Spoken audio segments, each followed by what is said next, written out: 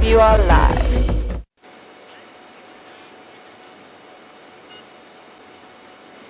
Good afternoon and welcome to Safari Live. My name is Nat.Geo Smith and you're joining us for the Sunset Safari. I have Vim on camera. We have Jamie and Brian out in the other vehicle, and we have Kirsten and Rebecca in final control. So welcome to what promises to be a riveting next few hours out in the middle of the African bush. Barely a cloud in the sky.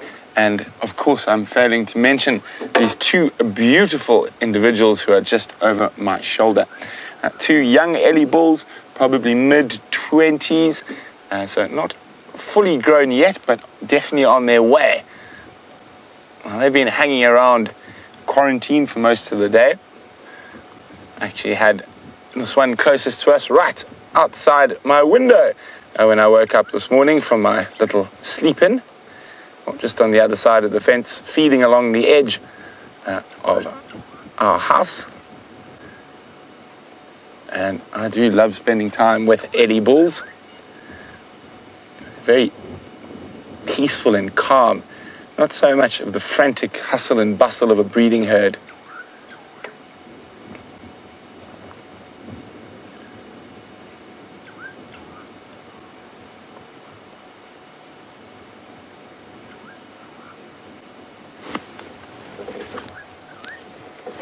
Feeding on the lovely grasses that have sprung up on quarantine, and they're going to take as much advantage of it as possible till it stops seeding and growing, because it is going to be a very long dry season. I think we're going to see them feeding on a lot more trees and bushes this year than what we normally do.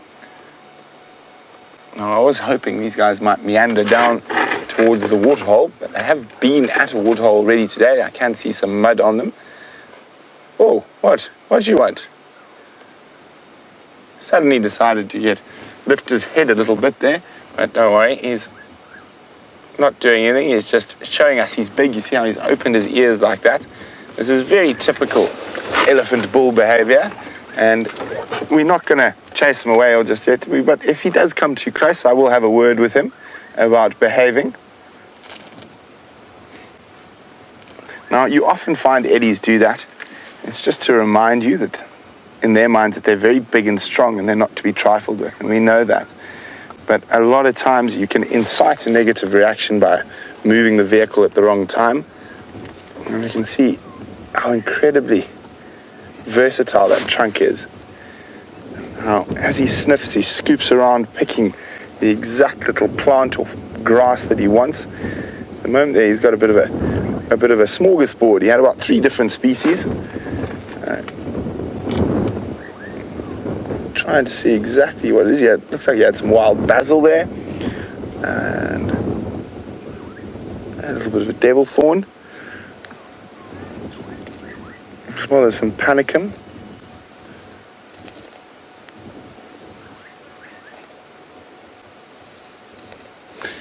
Now, often people, when you buy a vehicle or whatnot, if you live in a hot area, buying a dark-colored vehicle is often not a good idea.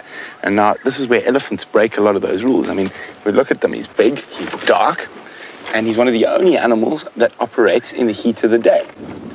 Now, they have this incredible evolutionary adaptation for that. And those are the ears. I mean, up to nearly 9 liters of blood, so 2 gallons of blood are in an elephant's ears at any one time. And, oh wait, you might move past. There we go. He's flapping them, cooling the blood and sending it through the rest of the body. And from the outside, you can't really see, but you see behind his ear, there's a myriad of veins and blood vessels. Now, the ears themselves are cartilaginous, so they are rigid, but you definitely see in the older animals, specifically up on this top here, that it starts to bend inwards as they get older and the edges don't hold as well.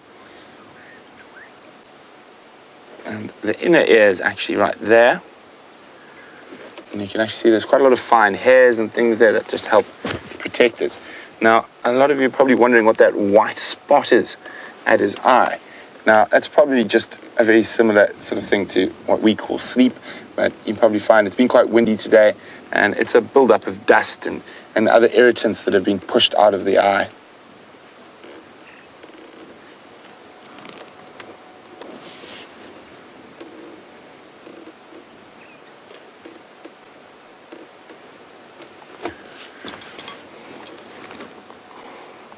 Now, there are hundreds of thousands of muscles in an elephant's trunk that enable it to have that degree of movement.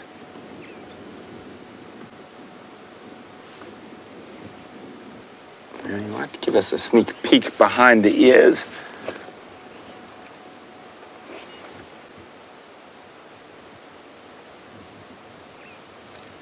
And he's still just a little bit. I don't want to move the car just yet.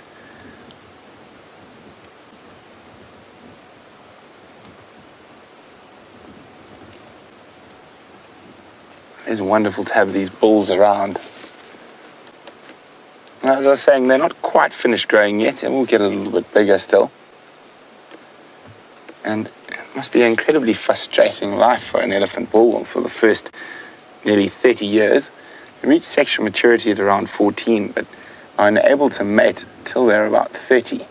And that's just purely due to competition. The big bulls will keep the young guys away from the females, and you'll find your biggest and most dominant bulls in their prime all come into that must cycle around the same time. So they're the guys who are competing for the breeding rights at the best times of the year. And those must cycles fall in cycle for the time of the year that has the most females in estrus. So elephants will only mate when the male is in must and the female is in estrus.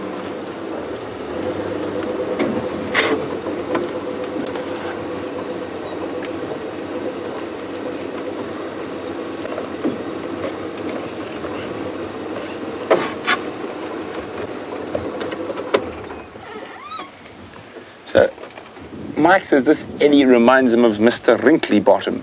Have we seen him recently? I actually haven't.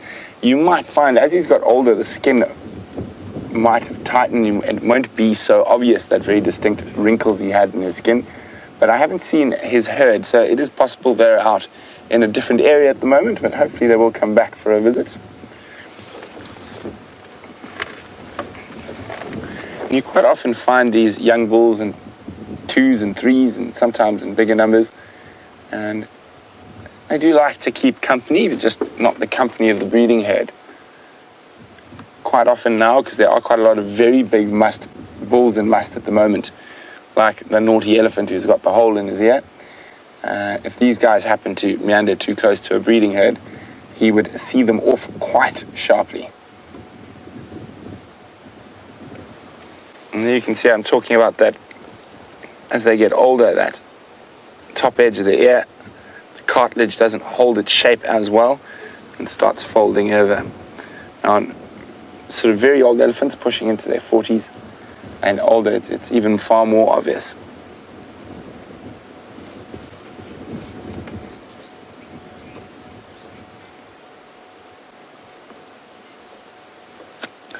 So we're going to leave these gentle giants to carry on with their munching on quarantine, and let's go say good afternoon to Jamie, who's got a smaller grey tusked beast and a big fat cow. We do indeed. And good afternoon to you all, and welcome to our sunset safari. 2 big fat cows and then 2 smaller tusked animals standing at the back. There were 4 warthog sharing this wallow on a blistering hot afternoon in the African bush, enjoying the cool muddy water. Interestingly enough, this group of warthog is not relaxed at all, which is why at the moment we're sitting so far away from them, just because they looked as though any second they were going to dash off and run away from us. So I've been giving them plenty of space so they don't disappear. And on a hot afternoon, these pans around, and you can see how covered in mud these warthogs are. These pans, in other words, mud wallows that have become almost like ponds, have become a gathering place or a gathering point for the buffalo of the reserve to come and spend some time in them. And as a result, this entire area around Twin Dams Road has acquired something of a barnyard smell. The buffalo are not terribly hygienic when it comes to spending a bit of time in water, so they will urinate and defecate in it, which is one of the big reasons why, even though these lovely pans are available, the elephants do not come and drink from them anymore. As soon as they become soiled, the elephants show a preference for moving around elsewhere. And already a lot of them have largely dried up. Hello, boy. Showing that sort of cow-like curiosity. But good afternoon, my name is Jamie.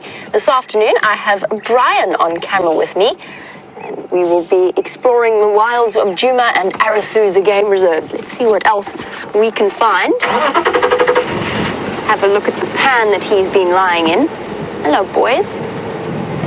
Amazing how many buffalo bulls there are on Djuma at the moment. We went through a period where we barely saw a buffalo for about a week. Oh, there's even one. Now that is a good, there's 2, 3, 4, never mind, there's a load of them. Amazing how they can disappear. And they're back in those wallows. 3, 4, 5, 6, 7. Just in this little area, there are 9 buffalo bulls. The back there is a much larger pan. It's known as Chele pan on this reserve, and it's a really beautiful setting. Shade of the tall leadwoods around it. And this little pan would have started life as just a puddle, with warthogs then coming and having a good rub around, and then buffalo joining in, until eventually, with the combination of all the animals, including the elephants, digging out and excavating the walls, it becomes almost like a pond, and a perfect place for the animals to come and drink, and for the buffalo to come and enjoy an afternoon at the spa. Nice, cool spot. And I've just seen a flash of movement behind the trees, but it's just Inyala walking at the back. They might be thinking about coming for a drink. Look at how hidden those buffalo bulls are. I mean, our camera sits up quite high on the vehicle.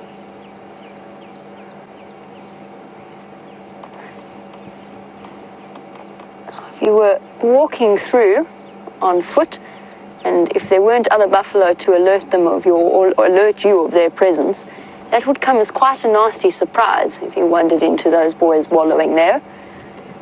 But it's nice to see these buffalo looking so large and healthy. Nigel's even commented saying, seriously, are we still in the same country, or has Safari Live moved? It has just, the landscape has changed so vastly over the last 2 weeks that it really does feel like we're in a completely different part of Africa. And the buffalo are thriving. That being said, and I commented on this last time, with all of the rich grass, it seems to have given them all diarrhea. I've noticed it across the board, and I think it's just because their stomachs have actually, perfectly timed. I think it's actually because their stomachs have got so used to coping with smelly as well, coping with very dry, very unappealing grass, and now all of a sudden they're faced with this wonderful selection. And I think it's a little bit like eating rich food after months of starvation almost. But it's wonderful. It gives them an opportunity to really bulk themselves up before we start entering into our dry season. And apparently, I hear rumors that there might even be a little bit more rain on the way over the next few days. What do you think about that, boy? Yes? Does that sound like a good idea? I think so. He can't quite decide which way around the bush he's going to go. A little bit of indecision there. Time to go off and join the rest of his buddies in the pan.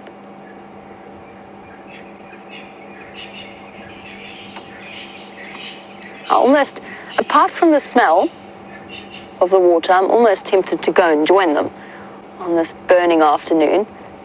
Despite the fact that it is autumn, it definitely still feels the sun feels incredibly strong. And I just popped past Djuma Dam on my way here, and already it's on its way to drying out. There's hardly any water left. so it didn't last very long at all. But I do plan on making my way across to Treehouse Dam. There's been plenty of water there, so we'll go and investigate, see if possibly Karula, the queen of Djuma, our lovely female leopard, has decided to come back onto Djuma from where she's denning her cubs. And also, as the afternoon starts to cool down, there's also the distinct possibility that the Nkuhumas might decide to wander back across our western boundary and back onto Djuma. They were seen resting up in the shade on a property called Simbambili, which is probably about 100 meters away from where we could be. Jamie. Brent's just trying to get hold of me, as you could hear. Standing by. What's your route? I've taken Twin Dams down to Chelepan. I'm going to go to Treehouse from here. I'm going to go Gates and then also Club 9.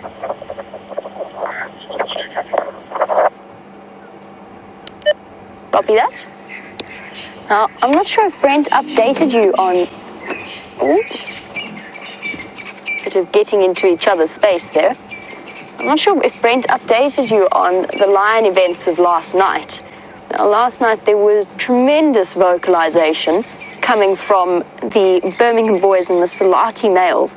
The Birmingham boys actually raced into Buffelshoek and chased the Salati males all the way to the north, to the property to the north of that called Manyaleti. There was a bit of a... I don't know if there was an actual physical clash. All we can tell from the tracks, nobody was there to witness it, but what it looks like from the tracks is that they just scared them off up to the north, and they've now settled. Two of the Birmingham boys have settled to the property to the north of us, and there's a couple more around Torchwood, so to the east of us.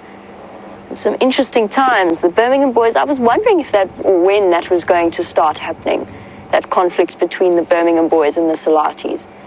Know that the Salatis have clashed with the Birmingham boys before, but that was before the Birmingham boys actually fully conducted the takeover that they've now successfully carried out. And that was when they were much younger, much smaller, and quite easily beaten off by the Salati males. This time the tables have turned, it seems. So that might also be something worth at least listening to tonight. Even if you're just after our sunset safari watching the Djuma Dam camera, you might be privy to some incredible lion vocalizations roaring throughout the night. All right, beautiful setting, but Brian and myself are sitting right in the sun. So let's head off. I'm going to go across to Treehouse Dam. While I do that, let's find out whereabouts Brent is and what he's up to.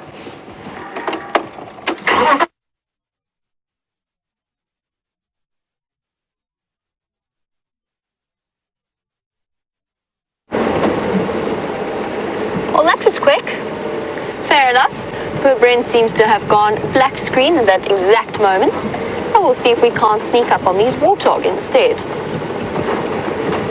Much more nervous than the females and their babies that we've been seeing recently.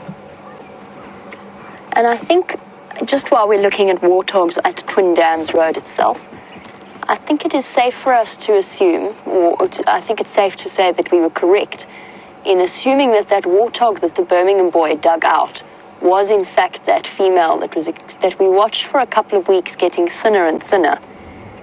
She was clearly very ill. When the Birmingham boy pulled the warthog out of the burrow, we weren't 100% sure if it was her, but she used to hang around this area all the time, and I haven't seen her since. I think it is safe to say that that was correct in that assumption.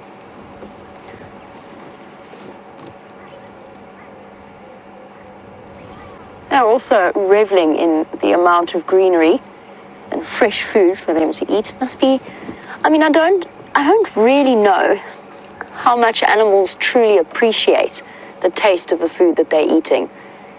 But the thought, watching them over the past few months eating this dried, grey, brown-looking grass, I can only imagine that it must be such a relief to them. I don't know whether that's just because they know that there's better nutrition, or if they really do appreciate a slight change in diet.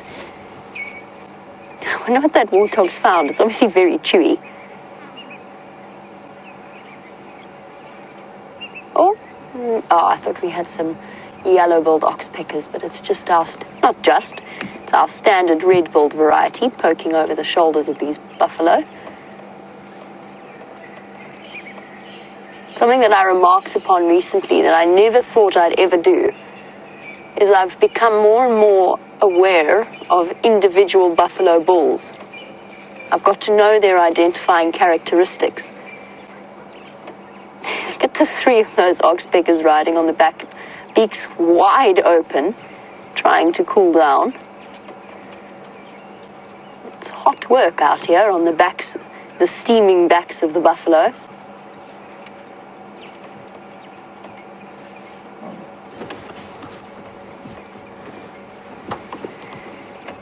I wonder if they're going to have any problem with the warthogs. No. Seem quite at ease with each other.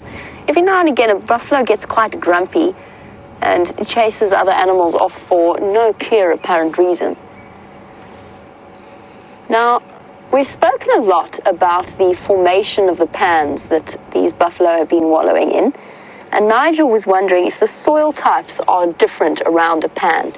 And yes, to an extent, a pan can't or doesn't hold water nearly as well in some places than it does in others. So the best pans are formed within quite clay-like soil. So rather than being coarse and grainy that the water can just flow away and into the underground water sources, instead of being coarse and grainy, if it's fine and sandy and quite thick and glutinous once it is wet, that's the best sort of soil for this particular, or for the purposes of a natural waterhole being born. Now, the area that we're in, we're down towards the drainage line, so that automatically the big river system that is known as the Mulwati River system that runs right through the center of Djuma, and that will also come with it, or with that will also come a whole different type of soil. So yes, different soils throughout the area, crests and basins. And the clay soil is much nicer for the formation of, or much better for the formation of the pan. Okay, it seems as though this time Brent does have signal, so let's try once again to find out what he's up to and where he's going. Sorry about that, we had a few gremlins and busy on the Bullshook cut line today.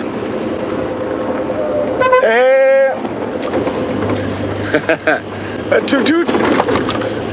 So what our plan is we're heading down the northern edge of our traverse area.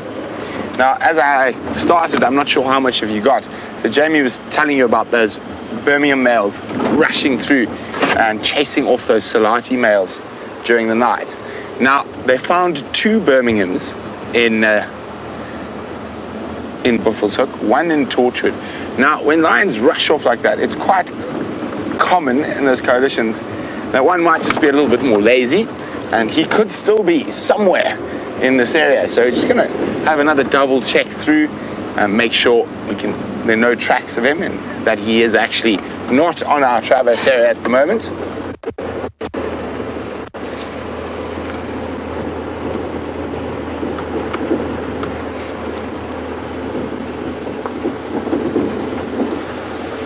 Also, the report of Tingana being in Simbambili could have forced Mvula to dash this way, and he was hanging around in this particular area before Tingana moved in and chased him off recently. So just having a quick squiz, any lion or leopard tracks that might be about.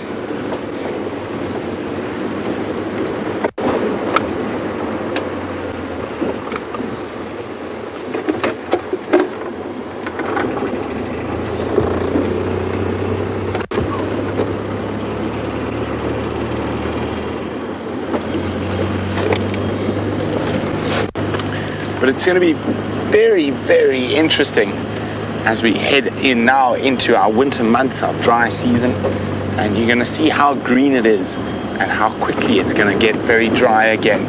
Now, before, when we were sort of in the throes of the drought, which we still are, it just doesn't look like it at the moment, we've probably had a quarter of our normal annual rainfall, or our normal sort of summer rainfall from November through to about now.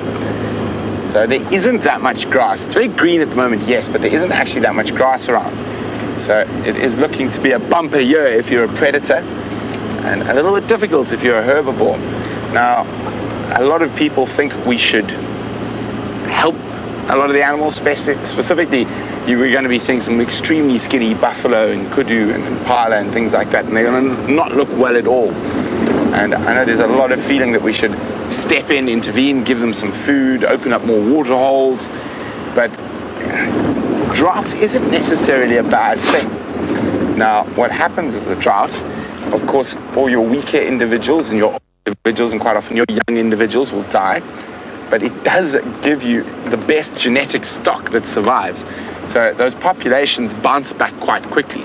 The last real major drought that was comparable to the one we're about to go into now was in 1992, and Kruger buffalo population dropped from about 40,000 to 12,000.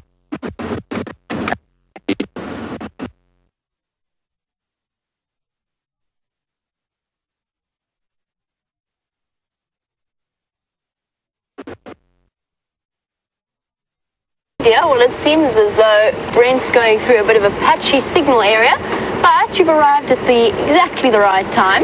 We're just driving or trundling along towards Treehouse Dam, and I'm checking the drainage line that runs perpendicular to it very, very carefully. It's the perfect place for a leopard to decide to spend the heat of the afternoon. And that is one of the wonderful things about leopards, is the fact that they don't necessarily go by the rule book. So even driving around in temperatures like we're experiencing at the moment, there could well still be a leopard that's decided that it wants to be on the move. And I remember with Scott, when Scott was acting as my cameraman, he was sitting in the back, and we actually delayed the start of the sunset safari that particular day. Temperatures were well up over 45 degrees centigrade, so I think that's roughly about 106, 107 degrees Fahrenheit, if not more. No, it must be more. So either way, it was a very, very hot day. And I have to be honest, we didn't really expect to see all that much out and about. And there was Tingana right in the middle of the road, the big dominant male leopard of the area. Just wandering around. Despite the heat, it just goes to show how whatever books you might read that suggest looking for leopards in the shade and that they don't move around during the heat of the day aren't necessarily 100% accurate. Sure, more buffaloes. Also checking the branches of the trees very, very carefully. That's where I would be. If I were a leopard this afternoon, that is where I would be. I just mentioned about recognizing individual buffalo and the fact that I never thought I'd be able to. I know this one that's staring at us. He's got the flattest horn base. He's got the weirdest base of his horns, or boss, as it's officially termed.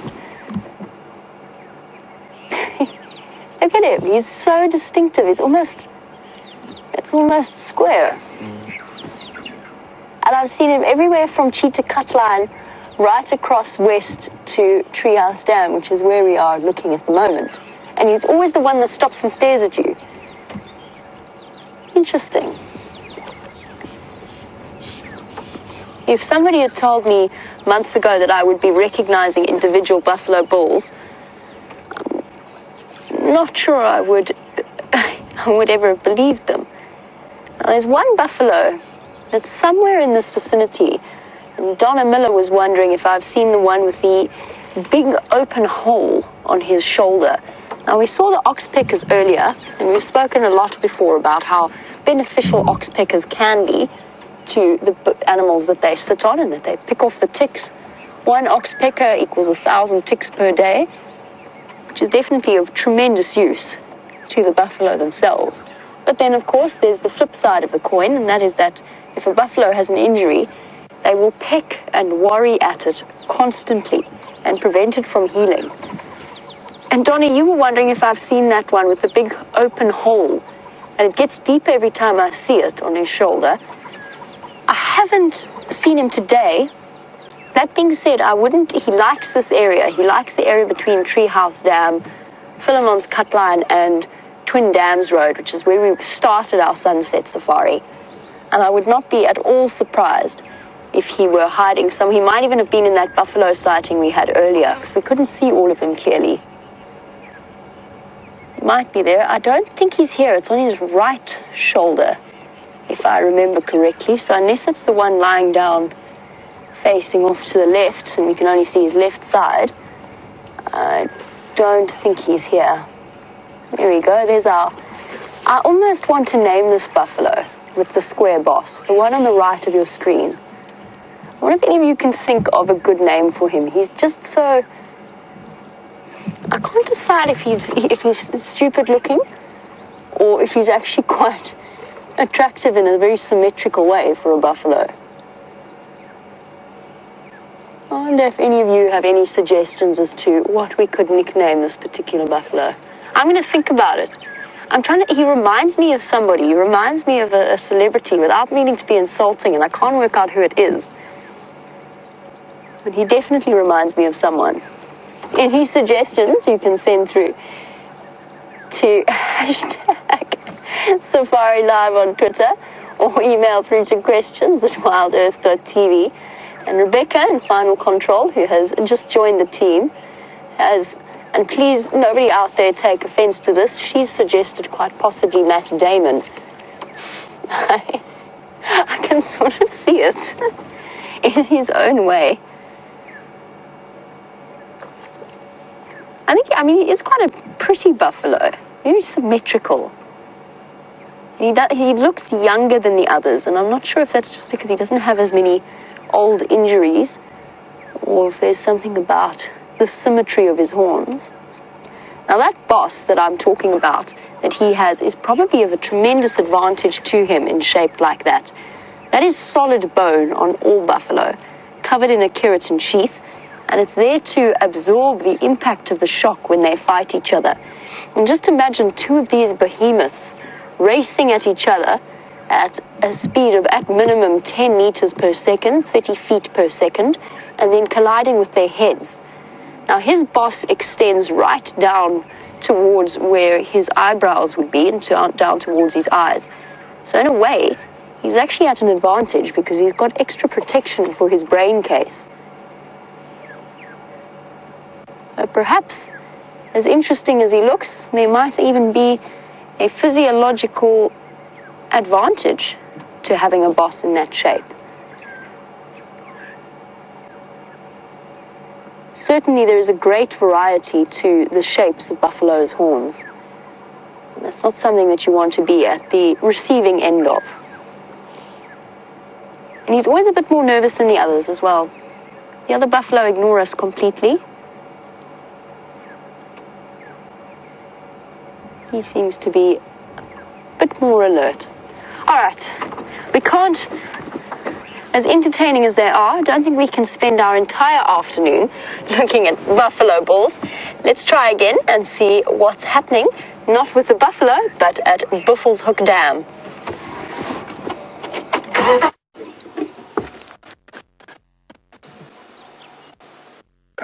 We guys.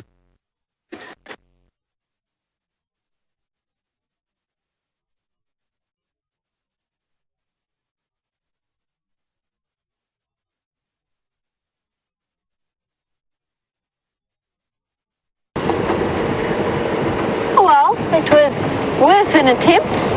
Unfortunately, Buffelshoek Dam seems to be stymieing us in terms of signal. Buffelshoek, of course, meaning Buffalo Corner Dam. I've just seen such a lovely example of a leopard track. I'm sure I just saw, otherwise I am going completely, oh, I see it again. Let me just move up a little bit so that Brian can. It is, do you think you can get it from there, Brian? It's right in the center of that, just where the shadow starts. Can you see it there? on the right of the tire tracks, up a little bit. Oh, sorry, no, down a little bit. Down a little bit. Into that patch of sun just below those ant line holes. Down a bit further. There we go. Perfect. Thank you. Sorry, Brian. Shame. So often we'll say to one of the cameramen, there, and just point it. Don't necessarily know exactly where we mean. That perfect little print. Good afternoon, mobile station. May I have a route update on WildEarthTV, please? I'm not sure how James manages to be so funny on the game drive comms. I'm going to hop out a second. We've been having quite a lot of fun with measuring tracks. And VM has very kindly lent me a pair of calipers. And we've been measuring the tracks. He's lent to me on the condition that I tell him everything that I find.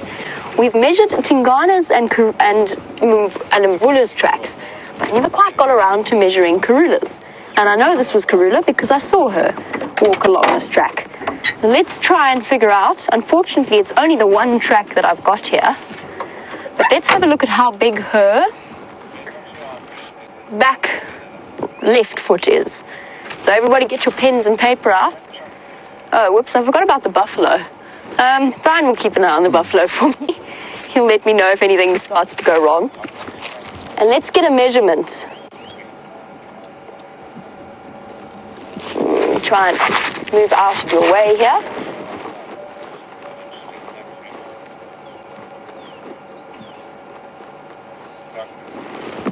So, Karula's back foot is 8.8 centimeters.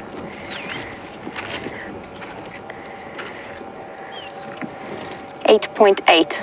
That's how big Karula's back foot is. Might not have got it exactly in the place that it was, but it measures exactly 8.8 compared to Mvula and Tingana's back foot that were about 2 centimeters longer than that. So that is the difference.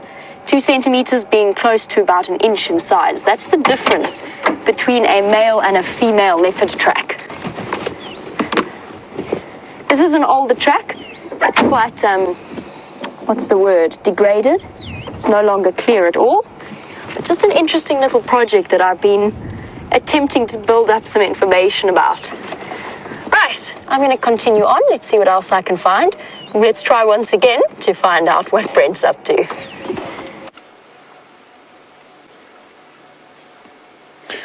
So we're back, and hopefully if we don't move, we won't disappear again. So here we go. 2 little elephant bulls, a bit younger than the 2 we started the sunrise safari with, having a nice little drink at the Buffels Hook waterhole.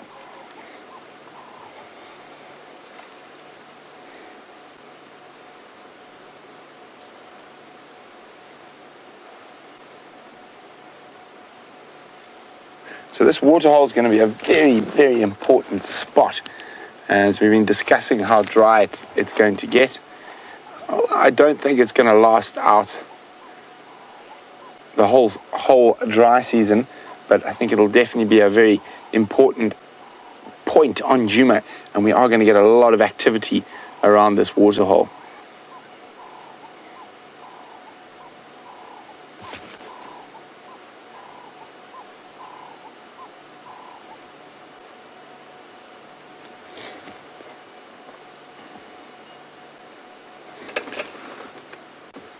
So we've been chatting about Eddie's quite a bit since we started the safari with them, and Kathy, who's in Long Island, would like to know how good is an Eddie's hearing and eyesight. Both are excellent, Kathy. There was for a long time a very sort of perceived that elephants had bad eyesight. They don't have bad eyesight. They don't have the best eyesight. They have reasonably good eyesight, but because they've got such super hearing and smell, they tend to utilize those 2 senses first. But I mean, they can hear rumbles of other elephants from about 20 kilometers away. So unfortunately, they are moving off, and I'm quite scared to move in case we disappear again. We'll just finish that chat about drought while we're here. And one of the animals that's going to be really hard hit by the drought are these old buffalo bulls. And I know you've been seeing quite a few of them with Jamie. There's another old retired gentleman sitting in the Buffels Hook waterhole. I was saying drought is not always a bad thing. So a lot of the animals that die, the ones that remain, have the strongest genetic code, and therefore they bounce back quite quickly. So, for example, buffalo, the buffalo population in the early 1990s when the drought hit, dropped over that space of a drought from about 40,000 to 11,000. But they bounced back really quickly because it was the best of the genetic stock was there. And they bounced back to just under 60,000 this time. And so far in the very dry period we had a month or so ago, in the whole Kruger, only about 900 buffalo died as a direct result from that drought. And so very, very interesting. And quite often what happens, and a lot of people who travel to Kruger, everything's dying. And everything's not dying. Everything at certain water holes seems to be dead. And also you find the predators on more kills and stuff like that. But we often always tend to micromanage or micro-focus. And 900 buffalo in an area that's bigger than Switzerland, well, it's not such a big loss.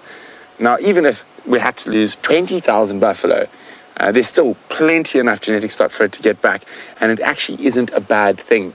Of course, if you're a farmer, it's horrific, and you wouldn't want to wish a drought on any farmer. But from a wildlife point of view, wildlife populations are designed to deal with this. They've been dealing with disease and drought for a lot longer than we started managing them. And there's a wonderful little saying about us, is often we're gardeners in Eden. We have this perfect, immaculate system that works and is all interconnected, but it doesn't quite suit our thinking. So then we start fiddling and changing and things like that. So we've got to be very careful not to do that. But as I said, the drought's not necessarily a bad thing. And for lions and things like that, the last major drought in the early 90s, the lion populations increased by 20%. So there's always a time of abundance for the predators, but then there's always a time of abundance for the herbivores. And of course, those are going to be different. So we are going to try and move now. I don't know what will happen.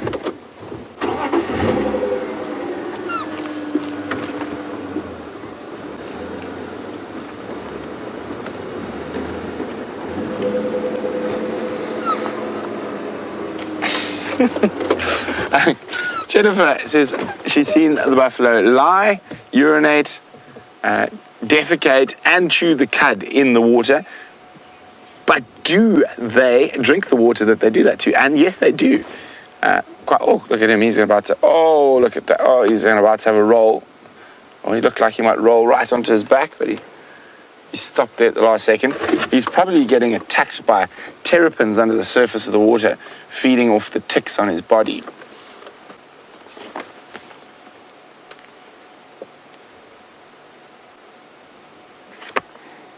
Now, a lot of our long-time viewers will know I'm quite a fan of the wild flowers we get out here.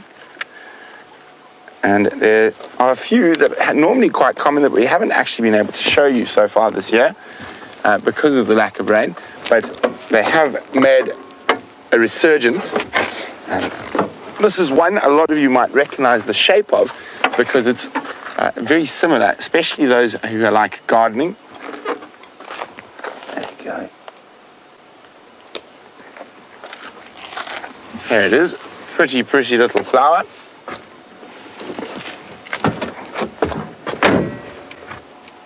I'm going to pop it on the dashboard. It's got quite a strong smell and a very unpleasant sort of odor. Take it, yeah, sorry, Vim. Have a smell there, Vim. So quite an unpleasant smell, so it's used as an insect repellent, but definitely not the nicest smelling of the insect repellents. Oh, there goes the flower. So I haven't told you what the name is on purpose yet. And if we have a look. So there we go, that's what it looks like more or less. And it looks very similar to a garden plant that is quite sought after. So before I tell you what it is, I think I'm going to let you guys have a gander at what species it is. Now, I'm sure there's some avid gardeners out there who are going to get this so easily. But if you do know it, drop me an email on questions@wildearth.tv or use the hashtag Safari Live on Twitter to get that through. What plant is that? It looks very similar to a garden plant that I know a lot of people like to keep, but it does have quite a few little different uses. In parts of Zimbabwe, the leaves and the roots are mashed and boiled together with other things and eaten like a spinach, but only when they're a bit desperate, because that smell is not very pleasant. Apparently when cooked it's a lot more tasty, but I think just that smell, initial smell, I'm sure it gives it off when it's cooking, would probably put me off a little bit. Okay, so I'm about to go through a dip, so I don't know what's going to happen. Fingers crossed.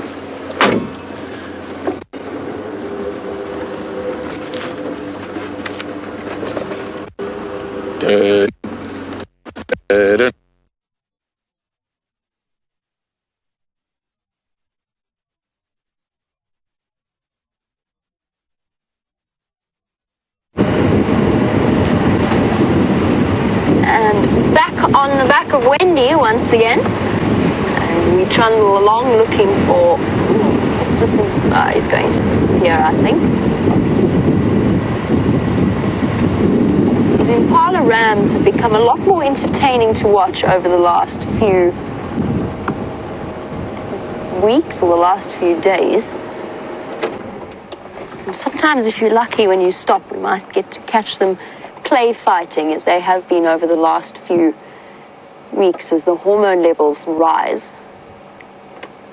Doesn't look though as though these gentlemen are going to be too interested in that right now. It might be a little bit too hot, to be honest. Far more entertaining to spend time snacking and fighting each other. This bachelor herd, if you look at their horns, all of these males are about 4 years old or older. That's when impala reach the point that their horns have fully grown and have taken on the full adult shape with the curves up at the tips. Now an extraordinarily pretty antelope. All right, don't think our boys are going to do too much. We can move on. My other project for this afternoon, depending on what happens, and as you know, drives don't really go according to plan, is I really want to see if I can't find the new hyena den. And I'm sure that that is one of the things that James is going to set out to do this afternoon on tracking team. I'm sure that he's going to attempt to relocate them. I suspect if I had to put money on where I think they are, I would guess they're still around the Aubrey's Road den site. So for those of you who are actually joining us for the first time, we have been watching a clan of spotted hyenas, and in particular 3 sets of small cubs, all under the age of 4 months old, 5 months old now. And they've just moved their den site from one termite mound to somewhere else, and we're not 100% sure exactly where they've gone. And it would be really nice to try and find them again.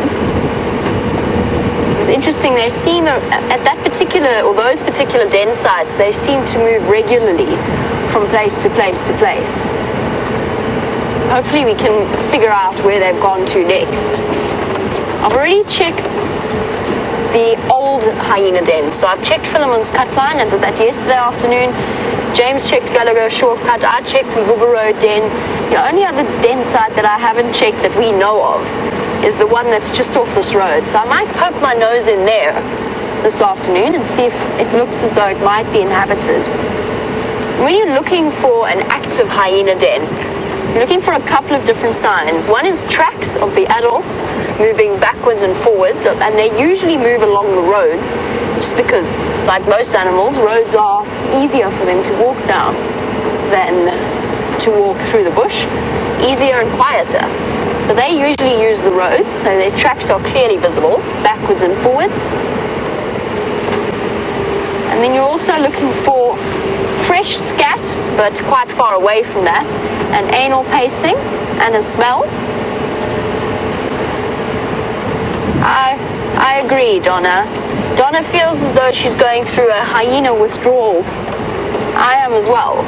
It's been far, I mean, not that I can complain, because admittedly I've been very much distracted by different leopard sightings and time spent with the lovely Karula. but I am feeling their absence quite sharply at this point, and I would very much like to relocate them. James, of course, as we know, has a gift for finding hyena dens. He's found 2 in the last few weeks. Fingers crossed he will be able to help us out in that regard as well. And that would be lovely for all of us. It's always special spending time with the spotted hyenas. It feels like you're missing out on part of their lives if they go absent for too long. We'll also be looking for any fresh chewing signs, since all 5 of those young cubs are at the stage where their sharp little teeth are still coming through. And they might even start, the oldest one, November, might even start properly teething in losing his adult, or losing his puppy teeth and start growing his adult teeth soon. That happens at around 6 to 8 months.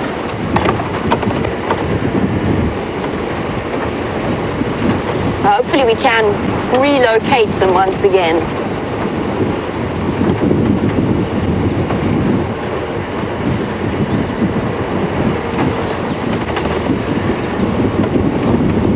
Just coming around this area, a couple of days ago there was water all around here.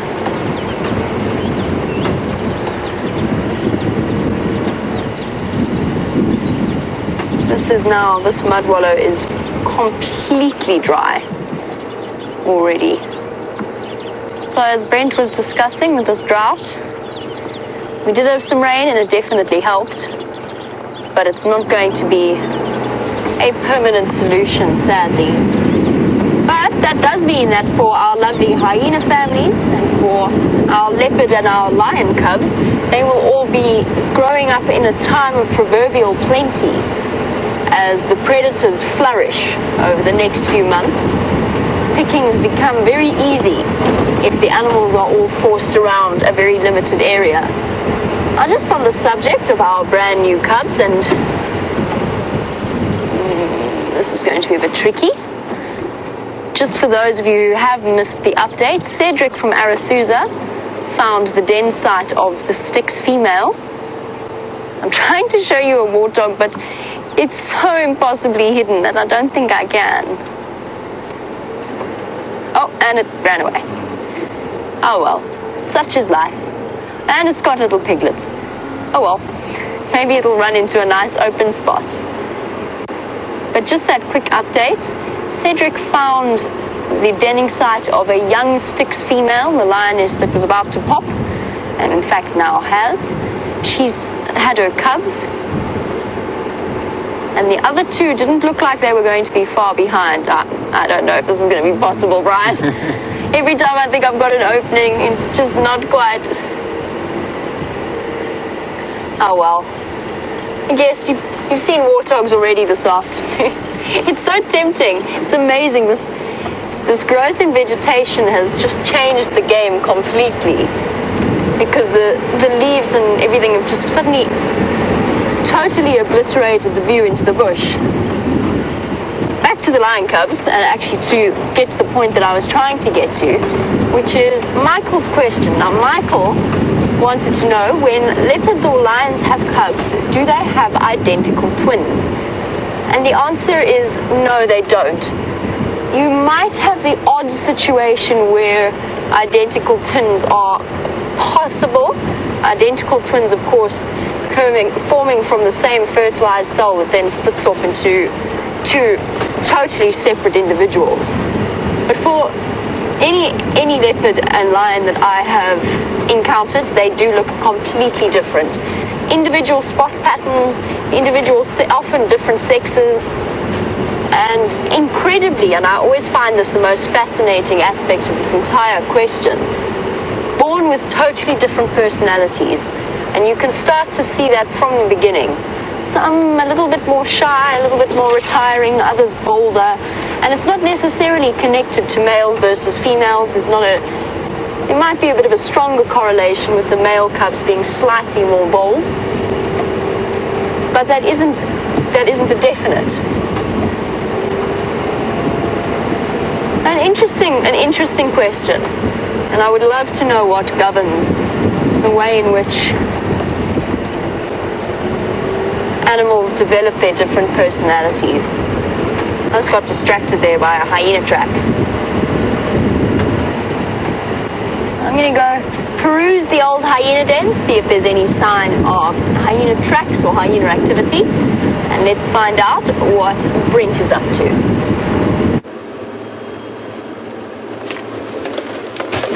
So sorry about that, and the tech team are actually trying to figure out with their magical computer skills what's happening. So we'll just persevere, soldier on.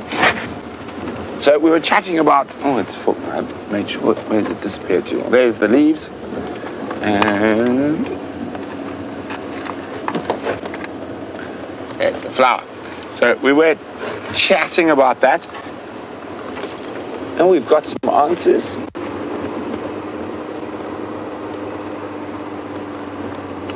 Oh, Raisa, D, Rosie, and many others. Well done. It is a wild foxglove. I think I'm going to have to find a bit of a more difficult flower for you guys. And so it's used in a lot of different traditional medicines. It's used for earache, it's used for diarrhea, it's used for menstrual pains. And it is a very, very interesting... Oh, sorry, I just saw something move at high speed. It was a dyke, and it's not stopping. But so... it's over a whole lots of different things and in different combinations, so in concoctions of the roots and of the leaves and of the flowers and of the seeds. Now they always grow in quite sandy areas, so quite often you can actually find sort of groves of them almost, but this year not so many. There are quite a few around now, but not too many. Now the interesting thing about the eating it, as I said, it's used as an insect repellent. It's got this foul smell. No other way to describe it. It's a very, I don't even know how to describe it. It's not a very pleasant smell. But they say when you start cooking, that smell disappears and it becomes very sort of mucusy, so like very sticky and snotty, and it's very sweet. And it's got very, very high contents of quite a few different vitamins, just double, A and C, and a very high iron content.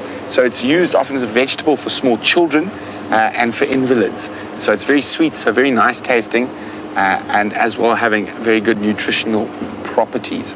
So the wild foxglove.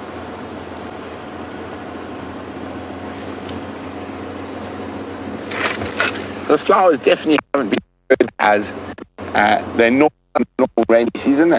We have seen quite a few of the standard sort of string of stars, heliotropes, roadside pimpernels, but we haven't been seeing some of those really interesting ones that only flower every couple of years.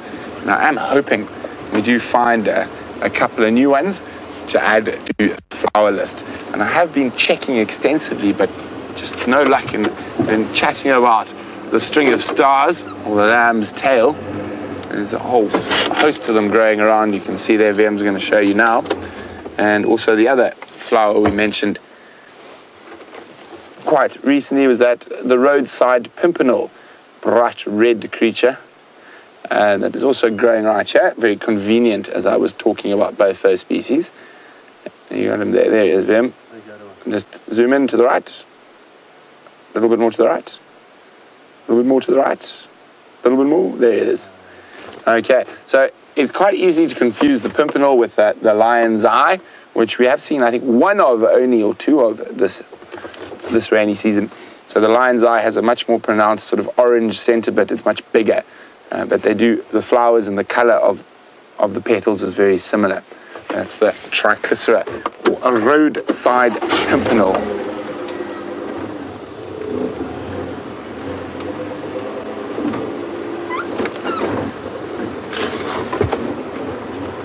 So what we've done now is there's no tracks of those lions out and about. So we have been looking for tracks of Djuma, a male leopard.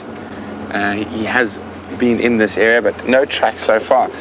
James just called on the radio. He's out tracking that he's found some leopard tracks way down in the sort of western sectors.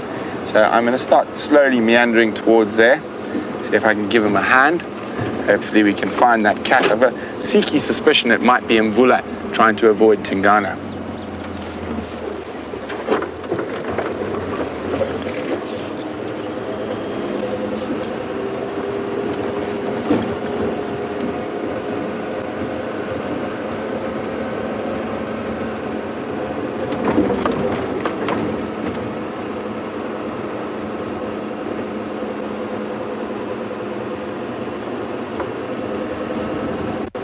So we're gonna go see if we can speed up a little bit and maybe go help James. Oh, there we go, there we go. Did you get that, Vim? You got them there? Okay. Oh, darn it. So a very interesting phenomenon. He's just disappeared there, but we will try to find some more of them. Steph and I were actually discussing it last night. That we had quite a few cuckoos really early on, and they just disappeared. And after this late flush of rain, a lot of the cuckoos have come back. And a lot of the time we found them feeding on caterpillars, which is one of the cuckoo's favorite foods. So I wonder where they went and now they've come back. There's still African cuckoo about. There's still common cuckoo or European cuckoo about. There's Levalance, there's and Jacobin are still around. I haven't heard a black cuckoo for a while, and I haven't heard a red-chested cuckoo for a while. But there are quite a lot of cuckoos, and great spotted I saw the other day as well. So we will try to keep an eye out for some of the cuckoos that have made a comeback, maybe one last gorge on the caterpillars before they have to take their long trip home.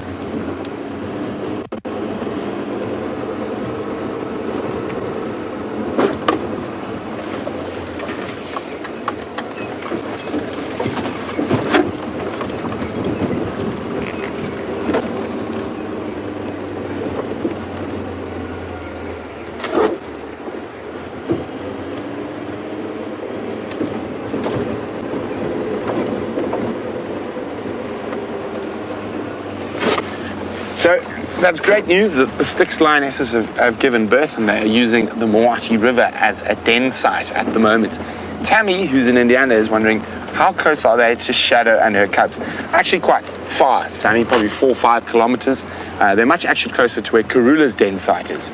So probably no more than 1 kilometer from where Karula is keeping her cubs currently. But that is not uncommon. Both lion and leopard can tend to pick similar type of areas to stash cubs in.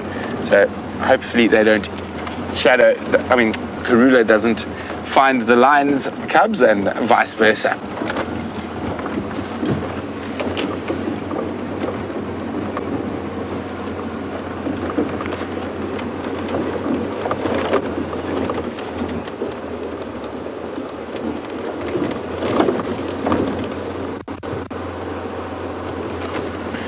So, still on the Styx cubs, Doodle's wondering, having all the cubs around the same time, will that be beneficial or will it be detrimental to them?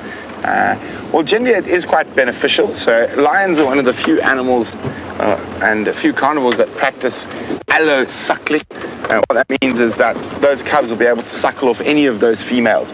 So they will tolerate related cubs that aren't their direct sort of sons and daughters, will be able to feed off the other lions in the lionesses in that pride.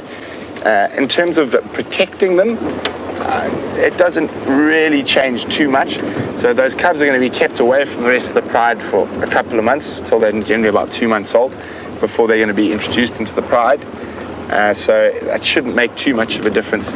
Now, with hunting, they will leave the cubs somewhere hidden in a drainage line or in a thicket while they go out hunting. Cubs can't go with them hunting all the time, and even when they're older, even up to sort of 8 months, 9 months, they're often left by themselves.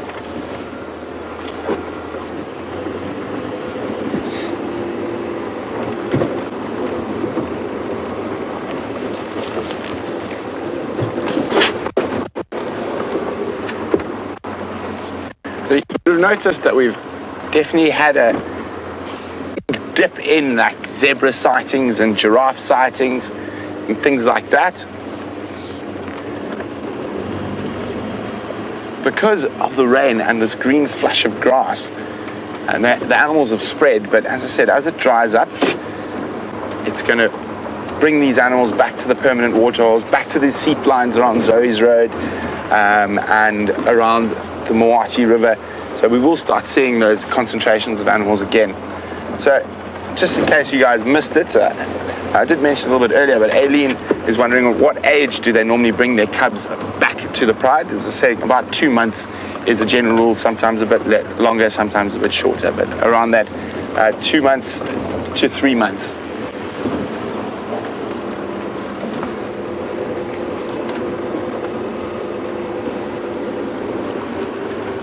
So far, no tracks of big cats, and this is a bit worrying for our streak. We're on 8 days on the trot with a big cat, but nothing this morning, and the pressure's on this evening.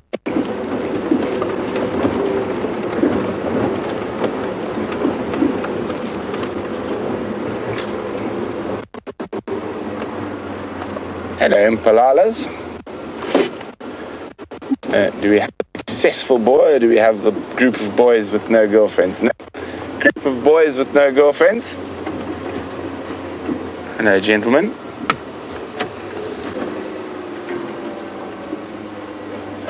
Now, the rut hasn't started in full fettle yet, as these impala are still looking sleek and in great condition. But as the rut continues, you actually watch the bones start appearing on a male impala's body as he is so single-mindedly chasing tail, so to speak. But I'm going to start moving a little bit quicker, try and get into that area where James had tracks, see if I can give him a hand. While we do that, let's go see what Jamie's up to. Just having a quick sip of water. Important to stay hydrated out here, and it is still very, very warm, although there's this breeze taking the edge off and a hint of cloud, just a hint, starting to make an appearance. Maybe those rumors of rain not completely out of place. Generally gets very, very warm here before it rains. The cold fronts push the heat ahead of them. And we get those really hot afternoons, and then all of a sudden it breaks overnight. Hopefully a bit of cloud cover on its way. Help to keep the water around just that little bit longer.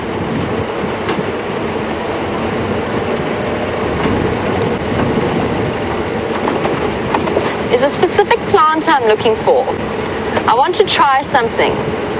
There's a plant called a bushman's grape, and it's used that you can crush the leaves and put them on a bee sting, and it's got quite a nice antihistamine soothing effect. And I want to see if I can find it. I've decided, now with all the rain, we've got the flies back out, we've got the mosquitoes back out, and of course naturally we've got the ticks out as well. And for some reason I appear to be something of a tick magnet, and I've walked through once again another nest of those pepper tick mites. Those tiny, tiny, tiny little pepper ticks that look like freckles. And of course, particularly for me, with my pale freckled skin, they do tend to remain unnoticed until they've managed to have a jolly good meal and drop off. And I do want to test. I've tried everything medicinally with pepper tick bites. I have tried anthoxan cream, I have tried antiseptic, I've tried peroxide, I've tried a lot of the suggestions that some of you guys sent through as well to try and reduce the itch, and none of them have worked. I really just want to see if maybe this bushman's grape might not be the next step in my treatment of tick bites. I think I'm in slightly the wrong area though. I've seen a lot of them around quarantine side. So possibly I'll keep my eyes peeled. So if you see me diving off the vehicle and gathering some leaves, that's what I'm going to test. Just standing by. What area are you checking out? I'm on Zoe's Road. I think I'm going to go and check around Gallagher Pan and Bubu side. Okay, copy. I'm going to head towards the Parliament. I think James is on foot on the track there. Go see if I can get one out. Okay, copy. I didn't hear him call those in. What tracks has he got there? Male leopard, still on top of the stuff from last night. So, I'm going to go have a look. Copy. Apparently, James has found some male leopard tracks, and he's gone for a bit of a walk around. Last time James went walking in that area, this was when he found Tingana on the warthog kill. Hopefully we get a repeat of that. Last I heard, Tingana was on Simbambili, but as I said, or as I mentioned earlier, leopards can wander and cover enormous distances when they want to. We had Karula the other day walking from Treehouse Dam to her Nyala kill, and she covered, I think that might be the tree that I was looking for. Bear with me one moment. It's a new tree for me. It's one that I've only learnt about recently, or a new bush. I want to see if this is it and if it works. No, this is just a coppiced plant that's been eaten by elephants and then grown up in separate shoots and stems. Not the tree I'm looking for. The search continues for my medicinal test. I'm going to conduct a scientific test and try and rub it on certain tick bites and not others, and see if it enhances the natural healing process or acts as an anti-itching device. See if we can't find some around Galago Pan.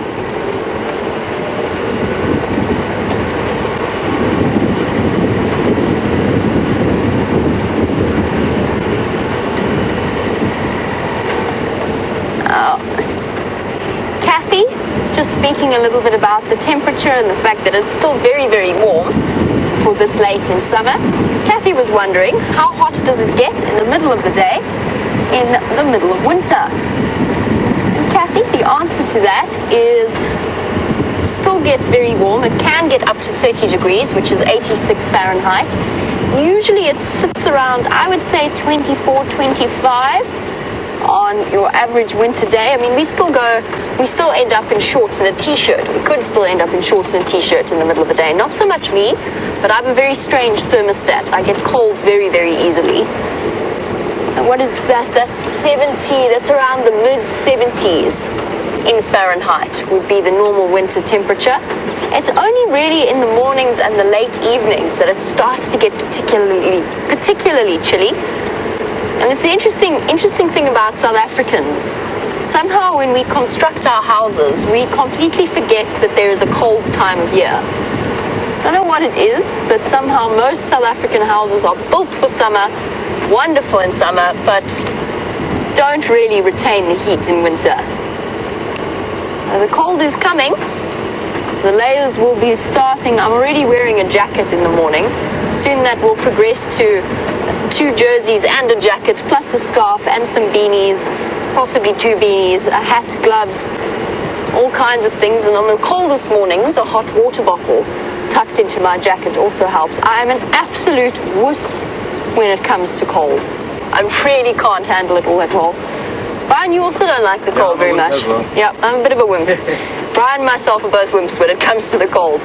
Bearing in mind that Brian, as the cameraman, has to sit up on the back, so he's even more elevated than I am. And that wind chill factor as you drive along probably drops the temperature by about 5 degrees centigrade below what it actually is. So it drops it easily 10 degrees Fahrenheit. Oh no, my medicinal testing idea is proving to be more tricky than I thought. I know where there is one, but it's very far away from where I am now. Oh well, it was a nice idea while it lasted. I'll keep looking.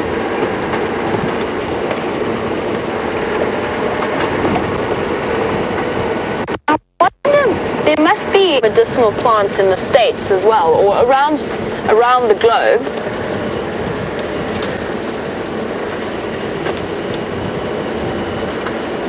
There we go. Marion's got a suggestion about using the African potato cream. I don't know where I might find some of that, Marion, but I'll definitely keep an eye out for it. I'm open to any and all suggestions on this front. Things are desperate enough that I am, when you wake up in the middle of the night trying to claw your skin off, it really is a little bit much or a little bit excessive. So I'm willing to take any measures. What I was wondering about was whether or not our viewers across the world, and we do have such a wide variety of viewers, have actually tried and found local remedies from trees and bushes and flowers, etc., that have helped things like itchy bites. I remember lots of you sending through your suggestions very kindly on emails that I've since tested. And whilst they were wonderful suggestions and probably would have worked for anything else, for my tick bites they seem to be fairly resilient. An African potato is out here a plant with all kinds of fabled, or not fabled actually, famous medicinal uses. It is thought to be, it is a very nutrient-rich food type.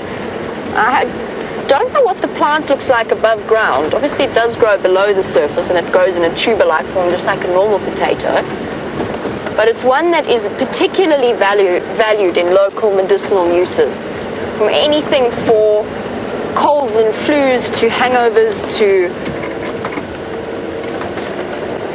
even the more serious illnesses like tuberculosis, it's put forward as a traditional treatment for those kinds of diseases.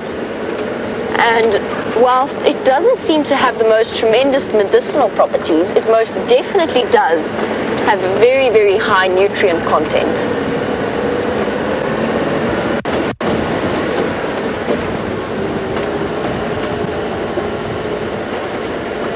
I should have looked into more different types of trees that I could potentially use. I know that Maruda tree bark is also meant to have antihistamine properties, but I'm not sure how one goes about preparing that.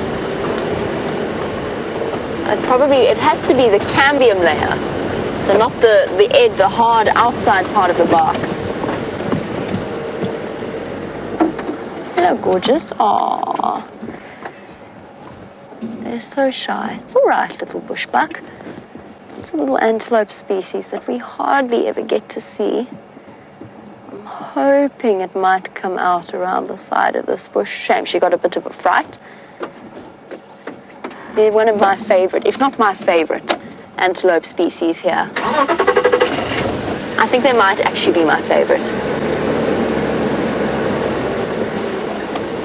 You're gonna come out this side, girl? I can't even see her anymore. Oh, I can. Shame. She's watching me. Can you see the tips of her ears there? You might get a flash of movement every now and again. She's there. I promise. She's hiding there. Come on, girl. Might be pushing it a little bit. She doesn't seem to want to come out. I was hoping if we sat patiently, she might decide to emerge.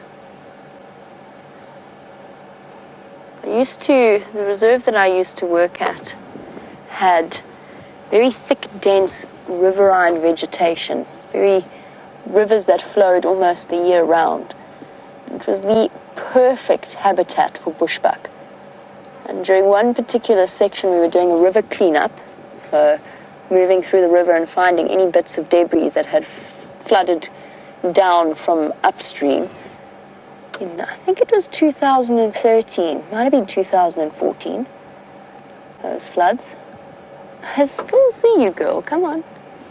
It's okay. But in that particular area, I counted 10 bushbuck in a kilometre stretch of river, including a baby that got such a fright when I walked past that it just sat and watched, it hid and watched me. And I was standing about 3 meters from it, 9 feet away from it, just watching this little thing. Oh, yes, there we go. Aww. Okay, I think I might be I think I might be fighting a losing battle here. I don't know that she's going to come out. We'll have to wait for another suitable bushbuck sighting. Gilly, which way are you going to go? You're just going to go further in.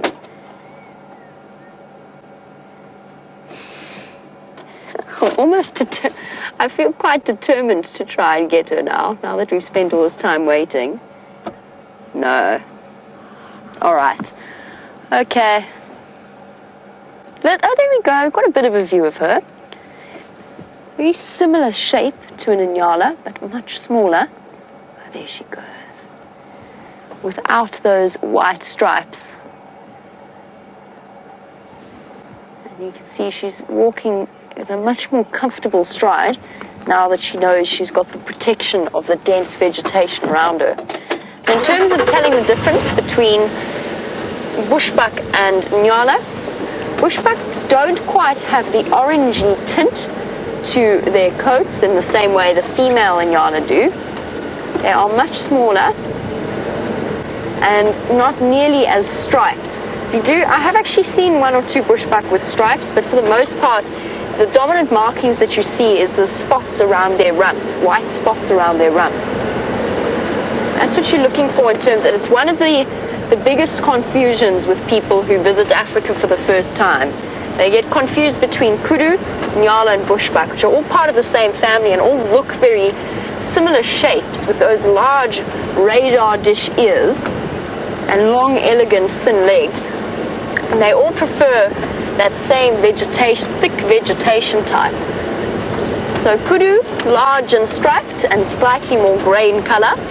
Nyala, in the sort of the middle-sized antelope of the three, with stripes, very vivid white stripes, and the occasional dot on their rump. And then bushbuck, the smallest of them, with the dots around the rump and no real stripes. Maybe we'll get a chance to have a look and see if we can spot more bushbuck for you, possibly a little bit of a better view. I'm slowly meandering across towards where the old hyena den was, just to see if we can't check there and figure out where they've moved from there. While I do that, jump on the back of the vehicle with Brent. So, the cat hunt is on. We got just down here, I just spotted James, we just had a chat, he's walking around, but there we go, male leopard tracks.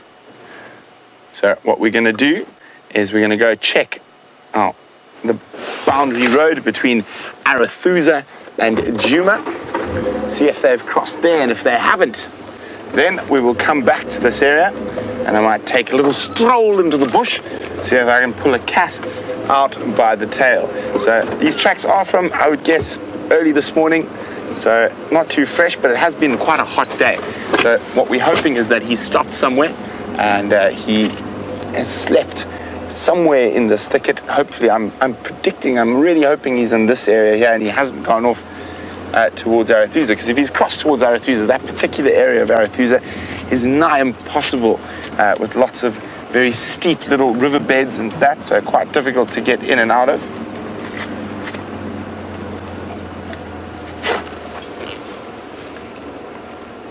So here we go. Last tracks, James said, were around here. There they are.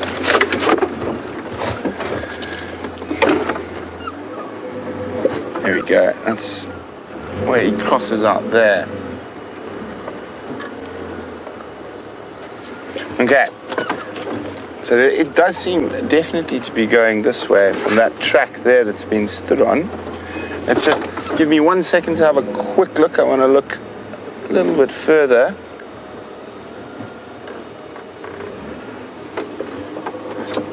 There. Okay, there he is. So it's not going to be a scent marking male, so he probably wouldn't have stopped there. Might have jigged around there. But let's just have a quick check. I was going to check Impala, not Impala plains on the boundary, but my gut is telling me to go this way.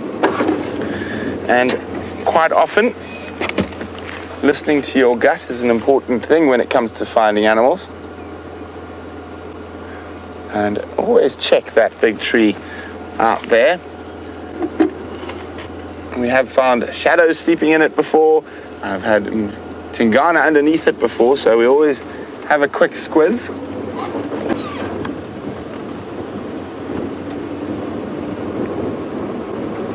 Now, of course, with this rain, the one thing it has done, and this wonderful, beautiful green flush, has made the spotting a little bit more difficult.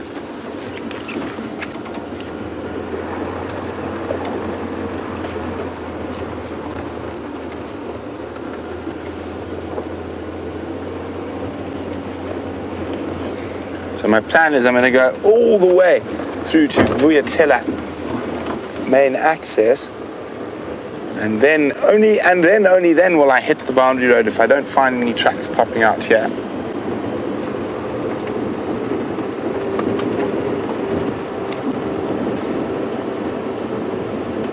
So we're just going to check down the road quickly, and especially if he was walking in the early morning, there's a lot of dew about.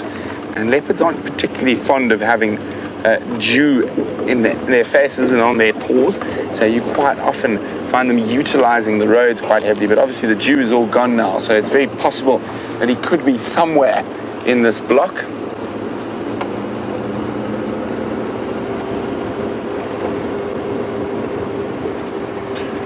So it's up to Wiem and I to keep the leopard run or the big cat streak going.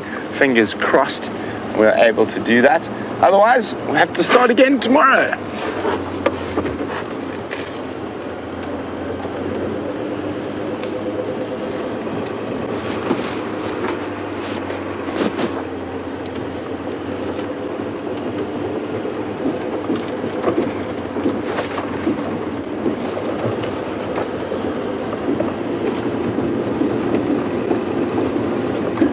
So if we don't have any luck now, that's not the end of the world. Not the biggest train smash. So we're going to check, and we'll check round, make sure there's no tracks crossing out over the boundary road. But the trick is now, if we can't find any tracks, and if I don't manage to find them on foot, we definitely want to be in this area as the sun starts going down, when he's most likely to start getting mobile. Often putting yourself in the right place, in the right area to hear an alarm call, will definitely aid in your search for big cats and other predators. Okay guys, 1 second. Afternoon, Andrew. No updates for the north, just in Konzo, Vanuna Ingwe, around Balanites, Impala Plains. I'm following up.